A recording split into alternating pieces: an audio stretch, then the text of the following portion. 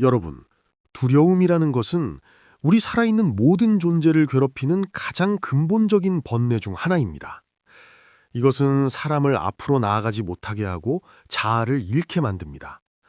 부처님께서는 두려움을 가리켜 마음의 감옥이라고 부르셨습니다.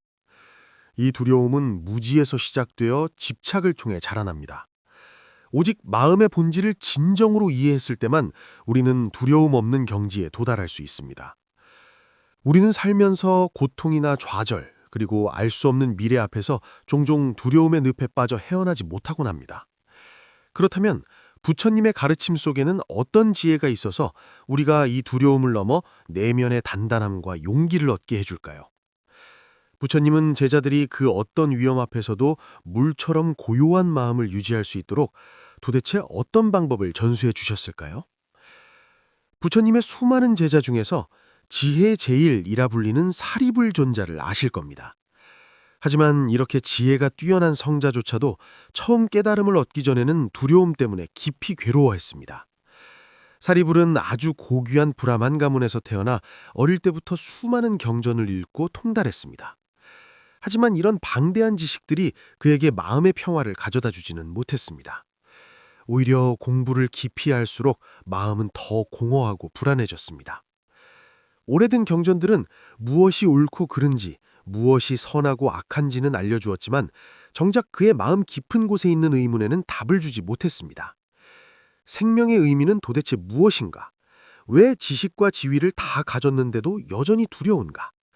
이런 혼란이 먹구름처럼 그의 마음을 덮었고 배움의 길을 갈수록 그는 더 길을 잃은 기분이었습니다. 운명의 전환점은 왕사성 거리에서의 어느 평범한 날 찾아왔습니다. 사리불은 우연히 부처님의 제자인 아사지 비구를 마주쳤습니다. 이 비구에게서는 아주 특별한 기운이 느껴졌습니다. 그것은 깊은 고요함과 평온함이었는데 마치 세상의 그 어떤 폭풍우도 그의 마음을 흔들 수 없을 것 같았습니다. 이 모습에 큰 충격을 받은 사리불은 그 내면의 힘의 비밀이 너무나 알고 싶어졌습니다. 사리불이 스승과 수행법을 묻자 아사지 비구는 아주 간단하게 대답했습니다. 나의 스승은 석가모니 부처님이시며 그분은 인연법을 가르치십니다. 그러면서 사리불 인생을 바꿀 개송을 읊어주었습니다. 모든 것은 인연 따라 생겨나고 인연 따라 사라진다. 나의 스승이신 부처님은 항상 이 진리를 말씀하신다. 이 짧은 몇 마디가 마치 머리에 시원한 물을 부은 것처럼 사립을 깊은 곳의 지혜를 깨웠습니다. 그는 문득 깨달았습니다. 모든 현상은 인연이 모여 생겨난 것이고 영원한 것은 없다는 사실을요. 심지어 자신의 두려움과 불안조차도 말입니다. 이 깨달음은 그에게 희망의 빛이 되었고 그는 즉시 부처님을 찾아가 마음의 해탈을 구하기로 결심했습니다. 하지만 부처님의 제자가 된 후에도 사리불은 자신의 마음 깊은 곳에 아직 완전히 사라지지 않은 두려움이 남아있다는 걸 발견했습니다. 이 두려움은 마치 숨어있는 짐승처럼 전혀 예상치 못한 순간에 튀어나와 그를 당황하게 만들었습니다. 한 번은 사리불이 다른 비구들과 함께 부처님을 뵙기 위해 먼 길을 가던 중이었습니다.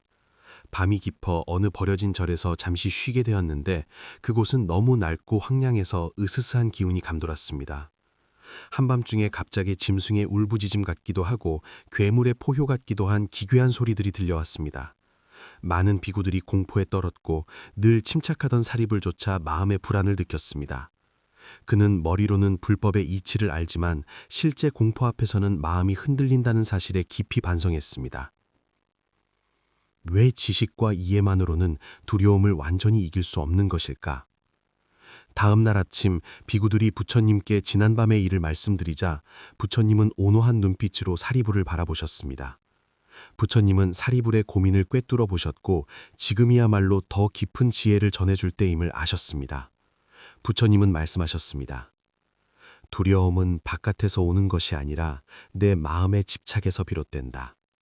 그리고 깨달음을 얻기 전 당신의 경험을 들려주셨습니다.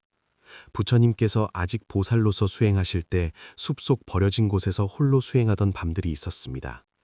땅이 갈라지는 소리, 악귀의 비명 같은 소리가 들려왔지만 부처님은 결심하셨습니다. 무슨 일이 있어도 움직이지 않겠다. 무서운 짐승이나 악귀의 환영이 나타나 마음을 흔들려 했지만 부처님은 그것들이 마음이 만들어낸 환상임을 알고 피하지도 싸우지도 않은 채 그저 지켜보셨습니다. 그러자 모든 공포가 사라지고 전례 없는 평온을 얻으셨다는 것입니다. 이 말씀을 듣고 사리불이 여쭈었습니다. 저희 같은 평범한 사람들은 어떻게 해야 두려움을 이길 수 있습니까? 부처님은 미소를 지으시며 귀중한 지혜를 설법하셨습니다. 두려움을 이기려면 먼저 그 본질을 알아야 합니다. 두려움은 나라는 존재에 대한 강한 집착, 잃어버릴까 하는 걱정, 알 수 없는 것에 대한 불안에서 옵니다. 하지만 마음을 깊이 들여다보면 나라고 하는 것은 몸과 마음의 일시적인 결합일 뿐 영원 불변한 실체는 없다는 것을 알게 됩니다. 우리가 그토록 잃을까봐 두려워하는 자아가 처음부터 환상이었다는 사실, 이것이 바로 핵심입니다. 하지만 이 이치를 아는 것만으로는 부족하죠. 그래서 부처님은 구체적인 수행 단계를 알려주셨습니다. 먼저 두려움을 있는 그대로 직시하고 인정하십시오. 피하거나 억누르려 하지 말고 의사가 병을 진찰하듯 두려움이 생겨나고 변하고 사라지는 과정을 용감하게 관찰해야 합니다. 그 다음 모든 것은 변한다는 무상의 진리를 깊이 깨달아야 합니다. 당신이 두려워하는 대상이 무엇이든 영원할 수 없습니다. 이것을 알면 집착이 줄고 두려움도 설 자리를 잃습니다. 또한 자비심을 기르십시오. 마음의 모든 존재를 향한 사랑과 자비가 가득 차면 두려움이 들어올 틈이 없습니다. 두려운 대상을 향해 적대감 대신 자비심을 보내보세요. 마지막으로 정념, 즉 깨어있는 마음을 유지하십시오.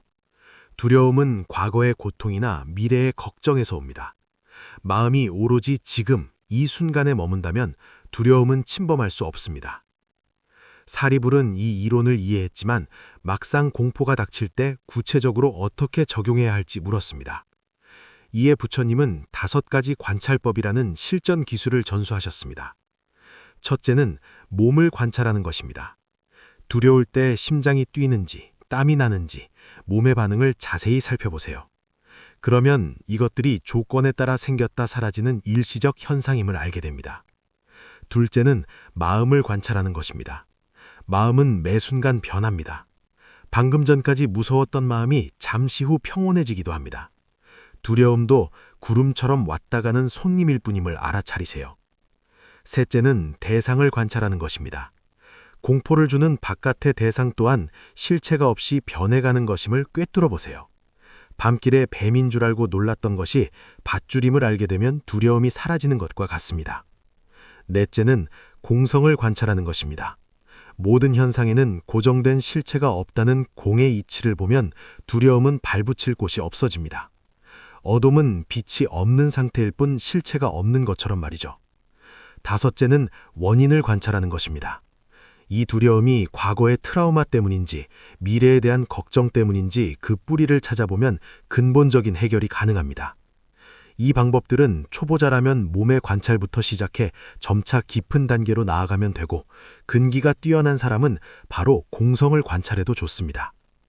여기에 더해 부처님은 급할 때 마음을 진정시키는 3가지 안주법도 알려주셨습니다. 호흡에 집중하십시오. 숨이 들어오고 나가는 것만 천천히 느껴도 마음은 가라앉습니다. 지금 이 순간에 머무르십시오. 마음이 과거와 미래로 도망가지 않게 붙잡으세요. 그리고 넓은 보리심, 즉 자비로운 마음을 일으키십시오. 남을 위하는 큰 마음 앞에서는 개인의 두려움이 아주 작게 느껴집니다. 극도로 무서운 순간에는 연부를 하거나 발바닥이 땅에 닿는 느낌에 집중하는 접지법을 사용하는 것도 도움이 됩니다. 대지의 단단함이 안정을 주기 때문입니다. 그때 가섭존자가 물었습니다. 합리적인 조심성과 불필요한 두려움은 어떻게 구분합니까? 부처님은 아주 중요한 질문이라며 칭찬하셨습니다.